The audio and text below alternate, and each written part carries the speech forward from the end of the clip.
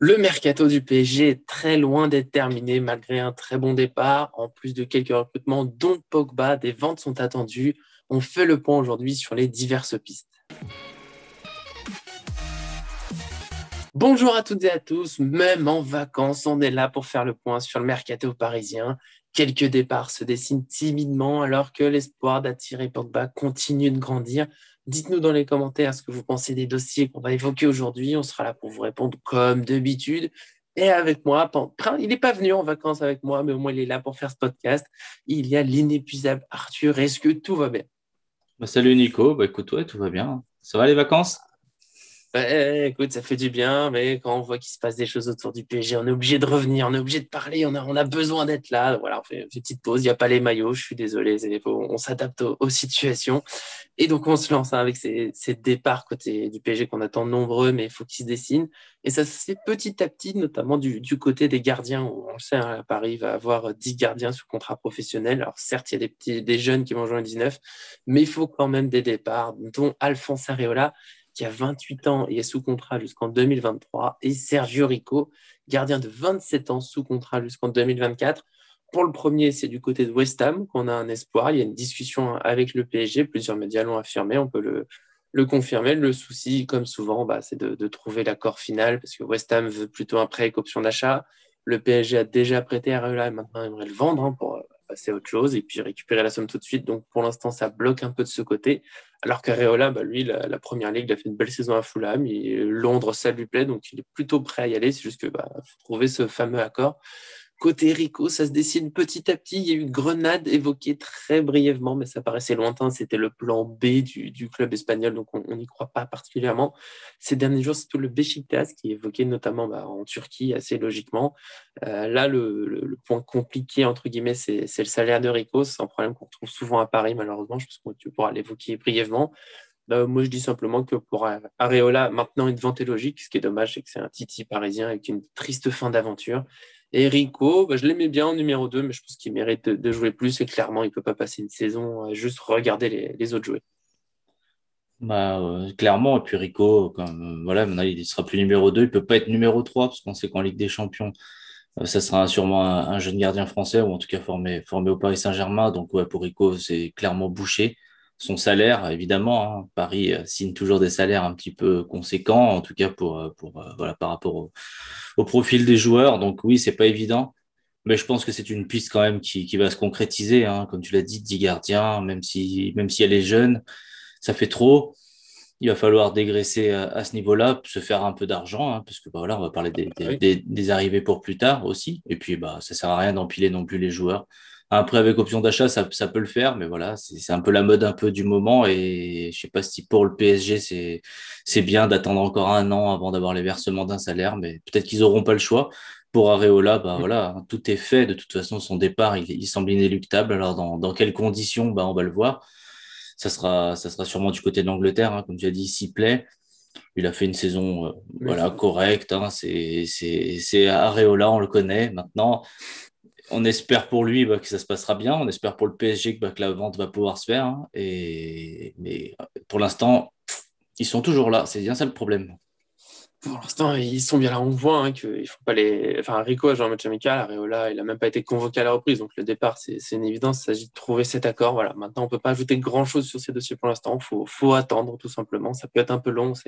Là, le mercato, cette année, pour nous, il a démarré vite. Alors, on perd un peu patience, mais c'est comme ça. Il faut négocier. Il faut espérer qu'un accord soit trouvé. Le pré-option d'achat, c'est pas toujours ce qui est le plus plaisant, mais ce serait quand même mieux que rien. Et côté autre départ, et là c'est encore vers la Turquie, c'est un peu le pays de destination de ces dernières semaines pour les joueurs parisiens, en tout cas dans les rumeurs. On a Levin Kurzawa, le latéral gauche de 28 ans, sous contrat jusqu'en 2024 après la fameuse prolongation de l'année dernière qui a pu surprendre un peu tout le monde. Et voilà, l'année n'a pas été particulièrement réjouissante, Kurzawa ne s'est pas particulièrement relancé, donc le PSG veut le vendre pour le remplacer ensuite. Le Galatasaray a confirmé ce week-end qu'il est intéressé, donc là-dessus, il n'y a plus aucun doute. Il y a une discussion avec le PSG qui est lancée. C'est pas le plus compliqué dans ce dossier. Les deux clubs sont assez d'accord. Après, il y a toujours des détails à régler. On n'est pas sur quelque chose de bouclé, mais de ce côté-là, ça va assez vite. Le problème, c'est Kurzawa il se plaît bien à Paris, comme beaucoup de joueurs. On l'a dit, il y a le salaire. il y a la ville, forcément. Puis lui, on sait qu'on ne peut pas lui reprocher de ne pas aimer le club. Hein. Il y a ça, là-dessus, il n'y a pas de souci. C'est les performances où forcément on est tous un peu déçus. Et lui, s'il part, il préférait la première ligue. Alors, il attend un peu des offres.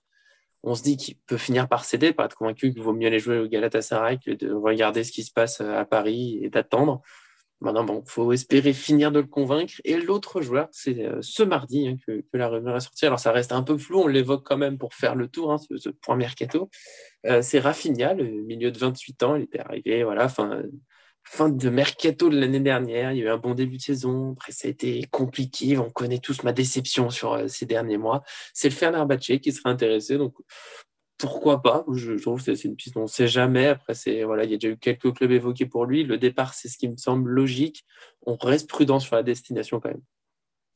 Oui, bah après, clairement, le cas Kurzawa, tu l'as dit, c'est un joueur qui se plaît à Paris, qui a re-signé un contrat de 4 ans l'année dernière, donc il lui reste 3 ans de contrat. Il n'a pas non plus le plus gros salaire du club, hein, donc c'est pas non plus celui qui a été un petit peu trop payé, on va dire. Mais bon, il a quand même un contrat de 3 ans, c'est la sécurité, on le ressent un peu comme ça, hein. Il est dans un club qu'il aime bien, avec un salaire qu'il aime bien, il sait pas trop ce qu'il irait faire en Turquie, en tout cas pour l'instant. Voilà, donc pour moi, comme je l'ai déjà dit dans les autres podcasts, hein, c'est un choix hein, entre le jeu ou la sécurité, l'avenir. Voilà, mais pour moi, il y en a un qui ressemble à un joueur de foot et l'autre non. Donc voilà, c'est difficile pour Je moi pense. d'envisager de préférer ne pas jouer plutôt que d'aller toucher peut-être un petit peu moins et de jouer. Mais bon, après, ça, c'est encore une fois, c'est un choix personnel, un choix de vie. Hein. Faut se rappeler aussi qu'il y a la famille qui pousse derrière pour faire des choix. Peut-être que le choix de la Turquie ne plaît pas à tout le monde dans son foyer. Mais comme tu l'as Aussi, dit, c'est quand oui. même une piste bien avancée du côté des deux clubs. C'est intéressant pour Kurzawa de voir quand même les dirigeants de Galatasaray mettre en avant leur envie, vraiment leur priorité d'avoir Kurzawa. Ça, je trouve que c'est un élément fort. C'est pas Ouais. toujours hein, dans les mercatos souvent ça se dit à demi-mot. Ça, voilà, Oui, on se cache un on se peu. cache un peu, voilà. Et là, pour le coup, c'est très clair. Donc, je pense que ça fait aussi des bons signaux pour Kurzawa de savoir qu'un club le veut vraiment et qu'ils le disent haut et fort. Voilà, Puis pour Rafi. Galatasaray, c'est quand même pas n'importe quoi. Hein. Bah non, clairement, c'est une équipe dans laquelle il peut continuer à bien jouer, il peut même retrouver son niveau dans une équipe où bon, il aura toujours de la pression parce que c'est pas facile de jouer en Turquie.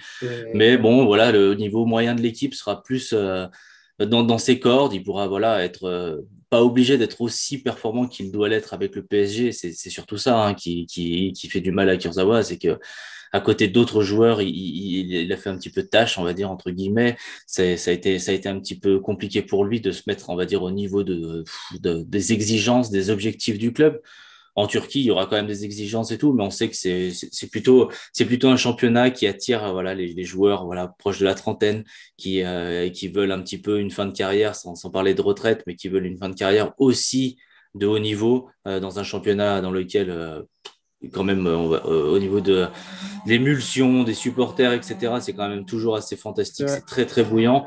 Donc ça c'est une bonne destination pour tout savoir, en sachant que voilà le PSG est clairement sur Bernat qui va revenir d'ici quelques temps, on espère, mais aussi sur Théo Hernandez qui a été Toujours. évoqué toujours. Et pour moi ça sera important voilà de tirer un trait sur l'histoire Kurzawa. Voilà, ça fait trop d'années, c'est difficile Il est temps. d'imaginer qu'il va se remettre en selle. Voilà, c'est un profil qui convient pas forcément au PSG. Et pour Rafinha, voilà, Fenerbahçe, c'est toujours pareil. Gros club, hein, équipe très reconnue. Pareil, qui va chercher des joueurs comme ça qui ont du talent. Ils vont pas chercher des joueurs qui ont énormément de talent parce que forcément, ça l'attire peut-être un petit peu moins et aussi parce que au niveau financier, c'est compliqué. Mais Rafinha, voilà, à Paris, au-delà comme tu l'as cité, d'avoir fait une fin de saison un petit peu compliquée, décevante, Pochettino compte pas trop sur lui et ça se sent beaucoup. Donc voilà, lui aussi, c'est à lui de choisir entre le choix de rester à Paris avec la communauté, hein, les Neymar, les Marquinhos, on le sait, hein, des Oui, Keylor oui. Navas, une équipe très soudée, très hispanique, hein, et qui s'est encore renforcée à ce niveau-là avec le leader Ramos. Mais pour moi, voilà, Rafinha va devoir partir. Ou ça, on le sait pas encore, mais cette piste qui se dévoile petit à petit, hein, alors qu'on n'avait pas encore vu de piste pour lui, c'est déjà intéressant. Oui, pour l'instant, ça reste assez flou de son côté. Moi, tu sais que ça me rend triste, forcément, parce que Rafinha, j'ai été fan des premiers mois. Après, voilà, il y a eu le coronavirus et depuis, on l'a pas trop revu. Je pourrais avoir la surprise de le voir se relancer, mais je pense que le plus sage pour lui, ça serait de partir. De toute façon, le PSG doit vendre, il faut bien qu'il y ait des joueurs qui partent, donc ça va faire aussi en fonction des offres. Et s'il veut vendre, le PSG, c'est aussi qu'il compte recruter encore un peu plus. On l'a déjà évoqué, là, ça sera le dernier dossier de ce podcast, c'est Paul Pogba. On l'a dit il y a plusieurs jours, hein, que le PSG est très intéressé, que c'est la priorité même au milieu de terrain et quasiment dans le mercato, même s'il faut aussi un latéral, certainement de chaque côté en fonction du départ de Dagba pour la droite. À gauche, on l'a dit, il y a Kurzawa qui est sur le départ.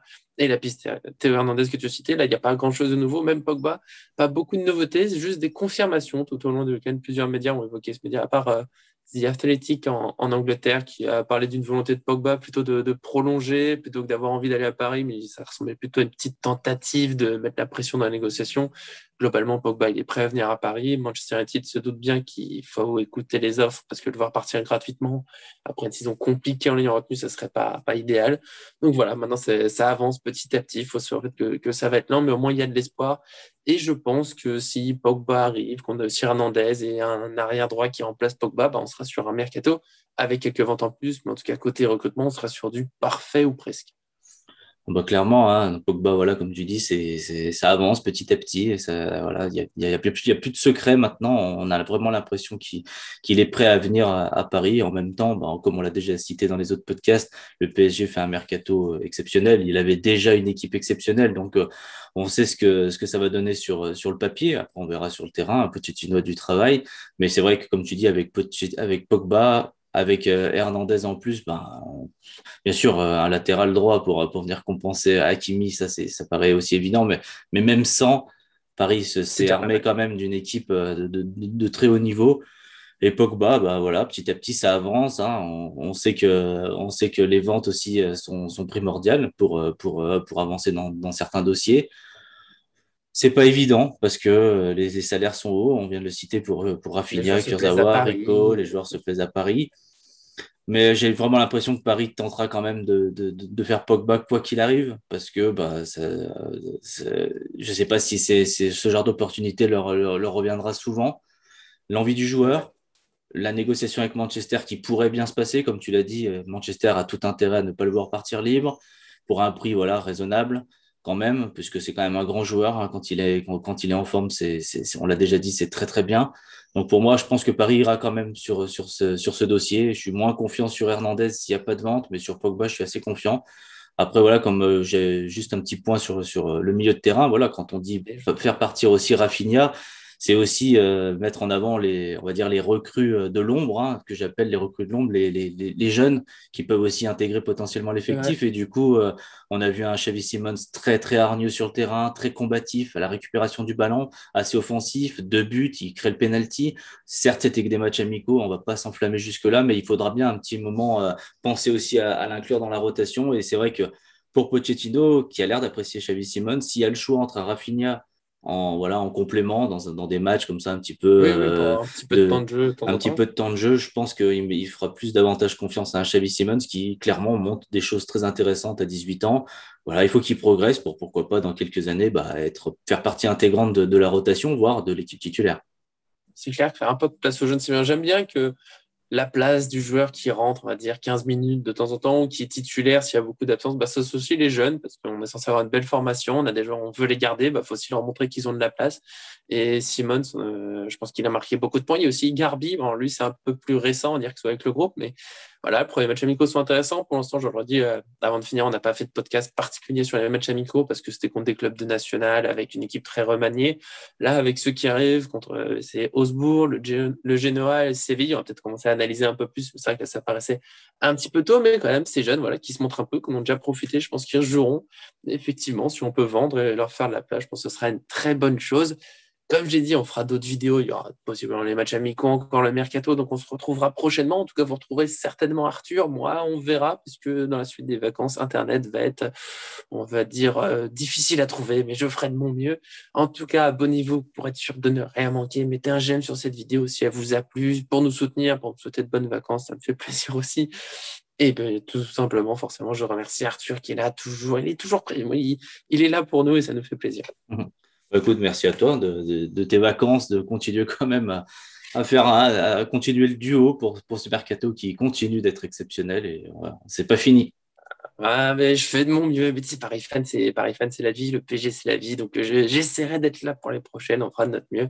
En tout cas, merci à tous et à très bientôt sur cette chaîne.